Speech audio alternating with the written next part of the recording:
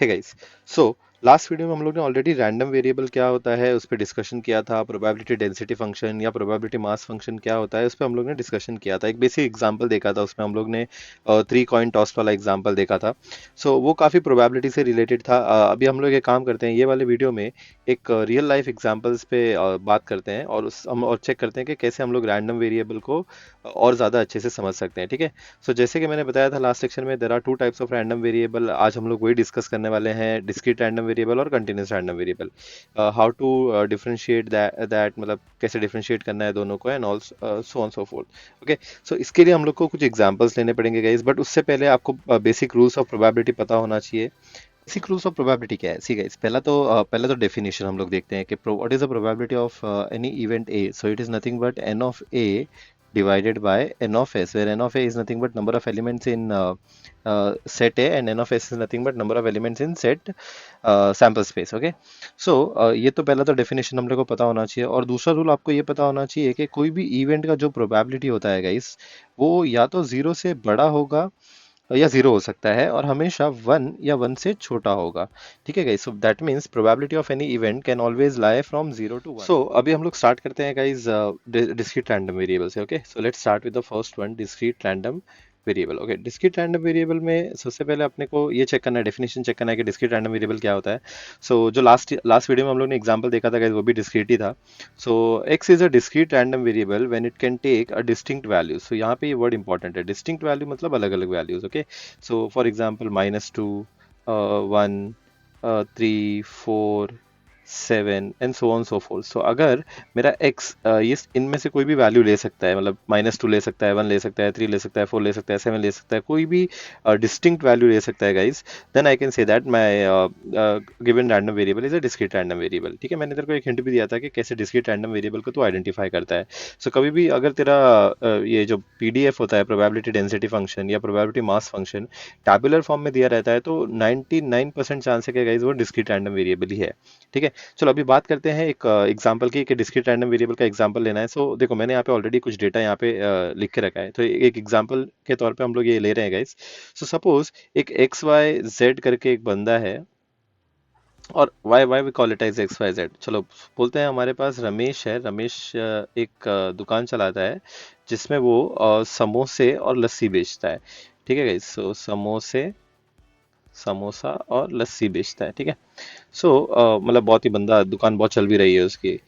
समोसा और लस्सी बेचता है, तो अब जय को क्या करना है, उसको एनालाइज करना है। ऐसे वो बहुत सालों से चीज़ें बेच रहा है, बट अभी जय ने थोड़ा प्रोबेबिलिटी पढ़ा, थोड़ा स्टैटिस्टिक्स पढ़ा, तो अभी जय को है ना उसका डेटा एनालाइज करना है। वो अभी चाहता है कि वो प्रोबेबिलिटी के बेसिस पे फ्यूचर प्रिडिक्ट करना चाहता है, या एटलीस्ट चांसेस देखना चाहता है कि उसके आगे आने वाले कस्टमर्स का चांसेस क्या होने वाला है, लाइक कितने चीज़ें खरीदेंगे, समोसे खरीदेंगे या कितनी लस्सी खरीदेंगे, and so on so forth.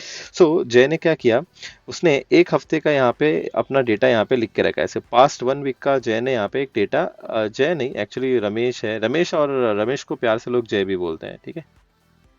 Okay. सो जय ने यहाँ पे उसका डेटा लिख के रखा हुआ है। सो जय बोलता है कि नंबर ऑफ समोसाज 1, मतलब जो कस्टमर्स एक ही समोसा ऑर्डर करके लेके जाते हैं, ऐसे पूरे हफ्ते में 205 कस्टमर्स आए। ठीक है। जिन्हों ऐसे कस्टमर्स भी आए जिन्होंने 2 समोसे ऑर्डर किए, और ऐसे कितने कस्टमर्स थे गाइस, 190 कस्टमर्स। सिमिलरली ऐसे 3 समोसे ऑर्डर करने वाले हमारे पास 50 कस्टमर्स थे, और 4 समोसे ऑर्डर करने वाले ऐसे हमारे पास 25 कस्टमर्स थे, 5 समोसे ऑर्डर करने वाले हमारे पास 20 कस्टमर्स थे, और 6 समोसे ऑर्डर करने वाले हमारे पास 10 कस्टमर्स थे।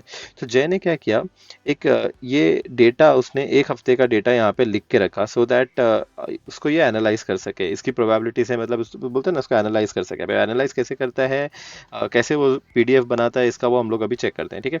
सो अभी हम लोग पहले पहले तो डिफाइन कर लेते हैं कि हमारा रैंडम वेरिएबल क्या होने वाला है ये वाले एग्जांपल में। सो हम लोग बोलते हैं let X be the random variable of the number of samosas that a customer orders. Okay. So अगर मेरा कस्टमर एक समोसा ऑर्डर करता है, तो मेरा रैंडम वेरिएबल का वैल्यू क्या हो जाएगा, ऑटोमेटिकली 1।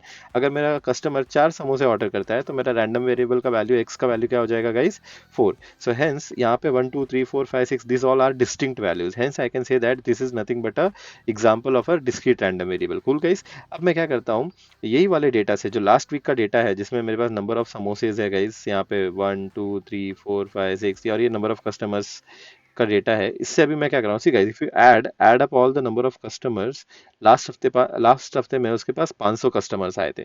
ठीक है, अब क्या कर रहा हूँ मैं, ये डेटा के अकॉर्डिंगली मैं इसकी प्रोबेबिलिटी निकाल रहा हूँ। ठीक है, अब तू बोलेगा सर ये प्रोबेबिलिटी आप कैसे निकाल रहे हो? ठीक है, लास्ट वीक के डेटा के हिसाब से मैं प्रोबेबिलिटी निकाल रहा हूँ। मैं बोल रहा हूँ कि अगर लास्ट वीक में 205 कस्टमर्स आए थे जिसने एक समोसा लिया, तो क्या प्रोबेबिलिटी हुई कि एक समोसा बिकने की प्रोबेबिलिटी क्या हो गई? So it's very simple guys, आप क्या करते हो, ये 205 लेते हो और उसको ओवरऑल कितने कस्टमर्स आए थे हमारे पास, 500, तो 500 से आप डिवाइड कर देते हो, fair enough. So it's n of A, this 205 is nothing but n of A, and this 500 is nothing but number of sample space, fair enough guys. हमने स्टार्टिंग करते टाइम पे देखा था definition. So if you divide 205 with 500 you get the value as 0.41। ठीक है, इसको अगर example समझना है तो बहुत ही ईजी है। नंबर ऑफ कस्टमर का एक सेट बनेगा ए, जिसमें 205 नाम आएंगे, 205 कस्टमर्स आए ना जिन्होंने एक समोसा खरीदा, और टोटल कितने कस्टमर्स आए हमारे पास, 500 कस्टमर्स आए, तो सैंपल स्पेस में हमारे पास कितने लोगों का नाम होगा, 500 लोगों का नाम होगा। सो अगर मेरे को निकालना है प्रोबेबिलिटी के एक समोसा कि कितने लोगों ने एक समोसा खरीदा है, या what is the probability of selling one samosa, so मैं क्या करूंगा, 205 को डिवाइड कर दूंगा 500 से। आई होप ये आपको एग्जांपल समझ में आया रहेगा। कुल। सो सिमिलरली अगर मैं यहाँ पे चेक करता हूँ कि दो समोसे बिकने की क्या प्रोबेबिलिटी है, मतलब अगर एक कस्टमर आ रहा है तो क्या प्रोबेबिलिटी है कि वो दो समोसे खरीदेगा। So it's very simple guys, ये जो 190 लोगों ने दो समोसे खरीदे, तो मैं 190 को डिवाइड कर दूंगा 500 से, सो आई विल गेट 0.38। सो ये 0.38 मतलब 0.38 इज द प्रोबेबिलिटी कि एक कस्टमर आएगा तो वो दो समोसे खरीदेगा, फेयर इनफ। सिमिलरली अगर हम लोग बात करते हैं नेक्स्ट तीन समोसे खरीदने वाले की, तो ऐसे 50 कस्टमर्स थे जिन्होंने तीन समोसे खरीदा था, सो ओवरऑल प्रोबेबिलिटी आ गई हमारे पास 0.1, and so on so forth guys. So ये सारी की सारी प्रोबेबिलिटी हम लोग को यहाँ पे आ गई है, depending upon the number of samosas. Cool guys. अभी अगर मैं यही चीज को एक टैबुलर फॉर्म में पुट करता हूँ, जिसमें मैं सिर्फ नंबर ऑफ समोसास का वैल्यू लेता हूँ एज अ रैंडम वेरिएबल, ये हमारा एक्स एक random variable is nothing but number of samosa, ये हम लोग ऑलरेडी डिफाइन कर चुके थे guys. Number of samosas a customer order is nothing but our random variable X. So मैं यहाँ पे क्या करता हूँ गाइस, एक्स के कॉलम में मैं यहाँ पे उसका एक्स के रो में मैं उसकी वैल्यू सब्सिट्यूट करता हूँ। तो x1 कब होगा, जब एक कस्टमर आया और उसने एक समोसा ऑर्डर किया। x2 कब होगा, जब एक कस्टमर आया उसने दो समोसा ऑर्डर किया। सिमिलरली x3 भी हो सकता है, 4 भी हो सकता है, 5 भी हो सकता है और 6 भी हो सकता है। ठीक है, और अभी मैं बोल रहा हूँ कि x इक्वल टू 1 होने का प्रोबेबिलिटी क्या है, मतलब एक कस्टमर आया और उसने एक समोसा ऑर्डर किया, इसकी प्रोबेबिलिटी क्या है गाइस, 0.41। अब मैं यहाँ पे क्या कर रहा हूँ, ये 0.41 यहाँ पे लिख रहा हूँ, फेयर इनफ गाइस। सिमिलरली दो समोसे ऑर्डर करने की प्रोबेबिलिटी क्या है, कोई भी कस्टमर आया वो दो समोसे ऑर्डर करेगा, इसकी प्रोबेबिलिटी इज 0.38। तीन समोसे ऑर्डर करने की प्रोबेबिलिटी इज 0.1, 4 की इज 0.05, 5 की इज 0.04 और 6 की इट इज 0.02। ना गाइस, अब अगर आपको चेक करना है कि ये जो टेबल है ये एक सच में प्रोबेबिलिटी डेंसिटी फंक्शन है या नहीं, so it's very easy guys. आप कैसे कर सकते हो, आप कैसे चेक कर सकते हो, आप ओवरऑल ये प्रोबेबिलिटी ऐड करो, 0.41, 0.38, 0.1, 0.05, 0.04 और 0.02। अगर आप ये सारी की सारी प्रोबेबिलिटी ऐड करते हो तो आपको ये ओवरऑल प्रोबेबिलिटी का आंसर आएगा 1। Fair enough guys. सो एक और आपके लिए इंपॉर्टेंट चीज है, आप हमेशा ध्यान रखना कि addition of all probabilities is always equal to 1। So ये एक रूल हमेशा याद रखना, एडिशन ऑफ ऑल प्रोबेबिलिटीज, सारी की सारी जब तू प्रोबेबिलिटीज को ऐड करता है कोई भी पीडीएफ फंक्शन में, सो उसका आंसर हमेशा क्या होता है, 1। Fair enough guys.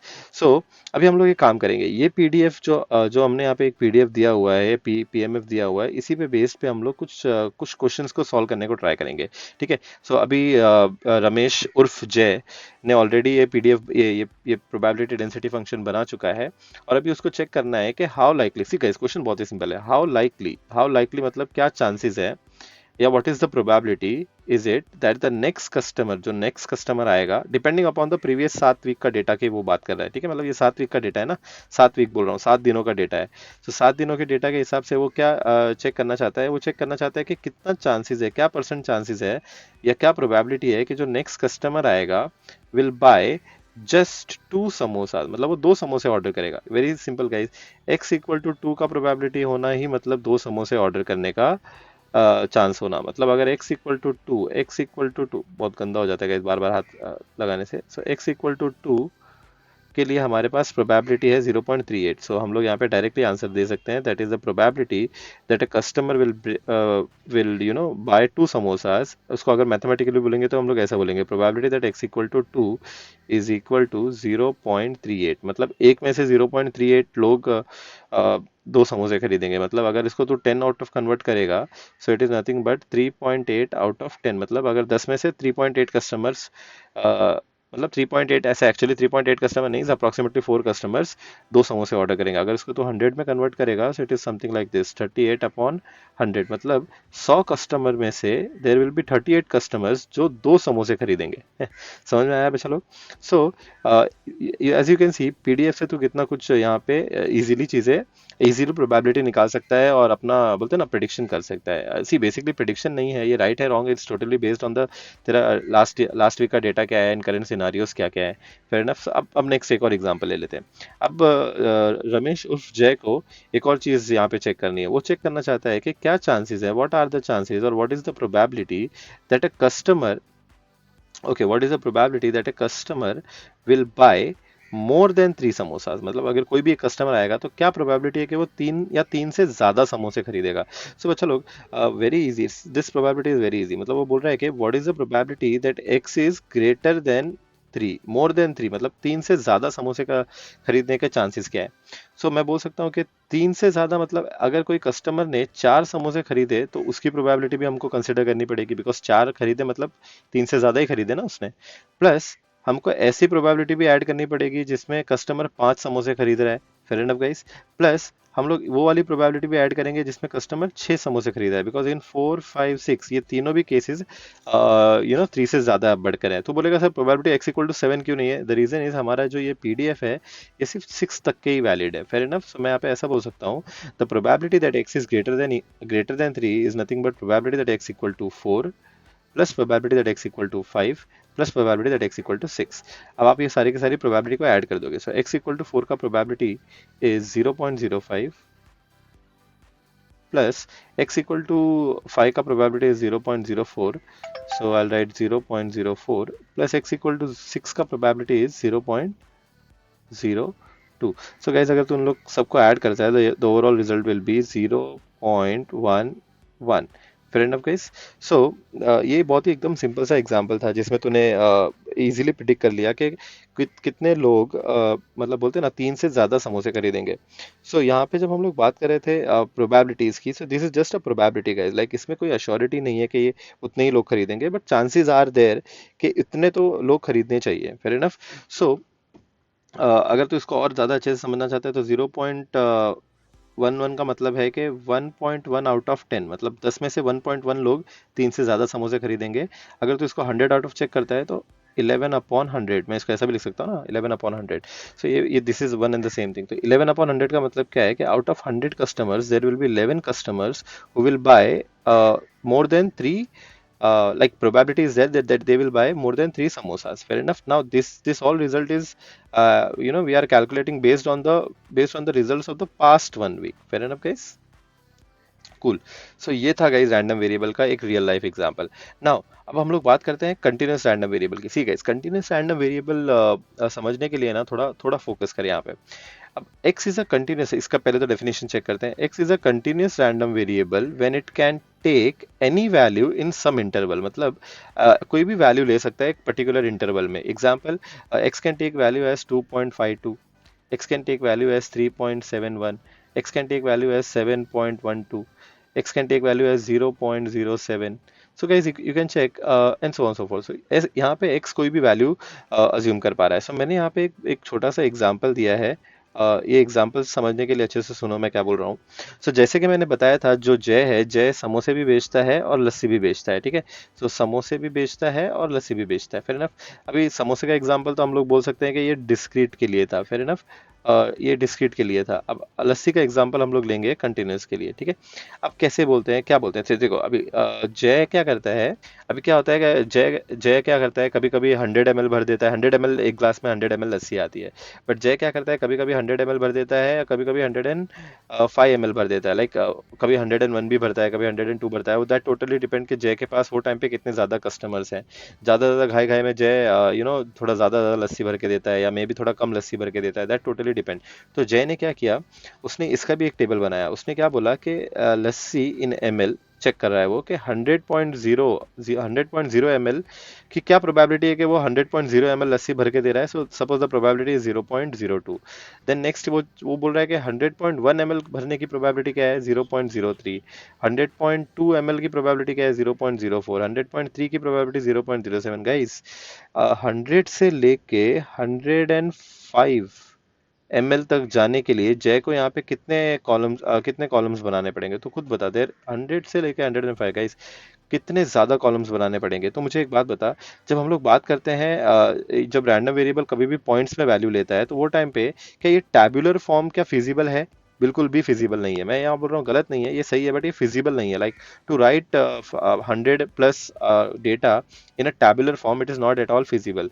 सो हम लोग कभी भी जब कंटिन्यूस रैंडम वेरिएबल की बात आती है, तो कभी भी हम लोग एक टेबल नहीं देते हैं। We never give the tabular form of a function. So हम लोग यहाँ पे क्या करते हैं, यही टेबुलर फॉर्म को अगर मैं एक ग्राफ पेपर पे प्लॉट करता हूँ। तो अब यहाँ ध्यान दोगे, सपोज ये मेरा ग्राफ पेपर है। ये मेरा एक्स एक्सिस पे मैंने यहाँ पे वॉल्यूम ऑफ लस्सी चेक किया, और वाई एक्सिस पे मैंने यहाँ पे प्रोबेबिलिटी प्लॉट कर रहा हूँ। सो अभी यहाँ पे गाइस चेक करो, 100 ml के लिए probability is 0.02। Fair enough guys. So 100 ml के लिए मैंने यहाँ पे एक पॉइंट मार्क किया। नेक्स्ट 100 ml से जस्ट थोड़ा दूर पे देर इज 100.1। सो 100.1 के लिए देर इज अ प्रोबेबिलिटी के 0.03 ml प्रोबेबिलिटी के 0. प्रोबेबिलिटी फॉर 100.1 ml लस्सी जाएगी, इसकी इसकी प्रोबेबिलिटी 0.003।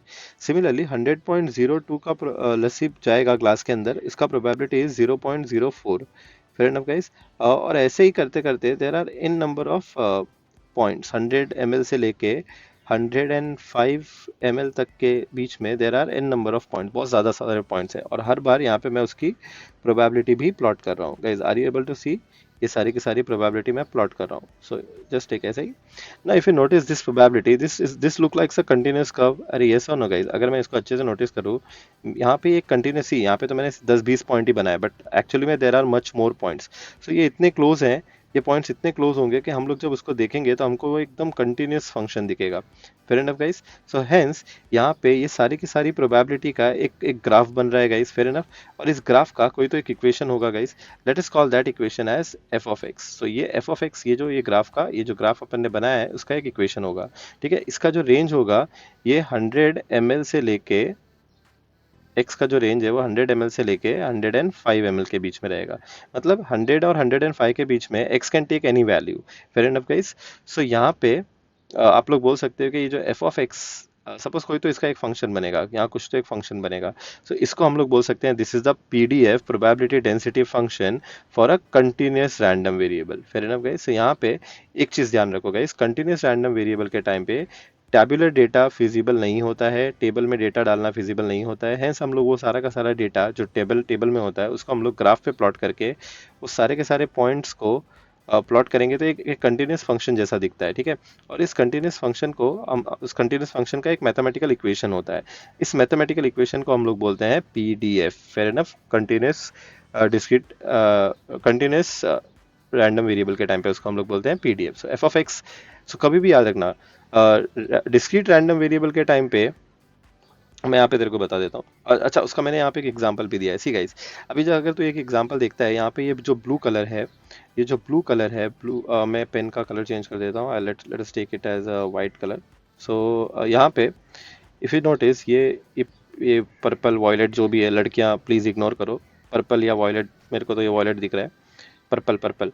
सो पर्पल कलर का अगर एक ये वैल्यू है, ये ब्लू कलर है, ये लाइट ब्लू है, ये ग्रीन है, ये येलो है, ये ऑरेंज है, तो यहाँ पे मेरा एक्स या तो पर्पल हो सकता है, या तो ब्लू हो सकता है, या तो लाइट ब्लू हो सकता है, या तो ग्रीन हो सकता है या तो येलो हो सकता है या तो ऑरेंज हो सकता है। तो ये जो एग्जाम्पल देख रहे हैं, this are the examples of discrete random variable. यहाँ पे अगर मेरा एक्स वैल्यू लेगा तो कोई ना इन इन 6 कलर में से कोई तो एक कलर ले सकता है, बराबर है।